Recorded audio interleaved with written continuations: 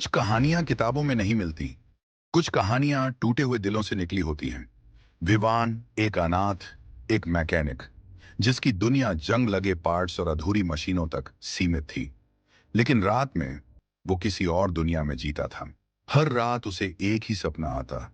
वो एक वैज्ञानिक है, एक चमकदार लैब में खड़ा हुआ, उसकी एक प्यारी सी बेटी और हंसती हुई पत्नी। पर जैसे ही आंख खुलती, सब गायब। एक दिन कबाड़ में उसे मिला एक अजीब सा डिवाइस, जैसे वो किसी और जमाने से आया हो, या शायद किसी और दुनिया से। उस पर लिखा था डायमेंशनल मेमोरी सिंकर। और तभी उसकी असली कहानी शुरू हुई। जैसे ही डिवाइस एक्टिवेट हुआ, विवान की दोनों जिंदगियां टकराने लगी। अब वो ना पूरी तरह यहीं था, ना पूरी तरह वहां। वो दोनों था, एक ऑर्फन और एक साइंटिस्ट।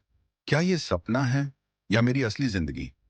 आईने में उसे दिखा, एक ही शरीर, दो चेहरे। एक जो जिंदा था, दूसरा जो याद बन चुका था। अब ये लड़ाई थी उसकी पहचान की। लेकिन उस दूसरी दुनिया में सब सही नहीं था। वहां से आ रही थीं परछाइयां, टाइम पैरासाइट्स, जो इंसानों की यादों को खा जाते थे और उन्हें खुद भूलने पर मजबूर कर देते थे। एक आखिरी बार उसे याद आई वो बेटी, जो उसका हाथ पकड़ के कहती थी, पापा, तुम कभी हमें छोड़ना मत।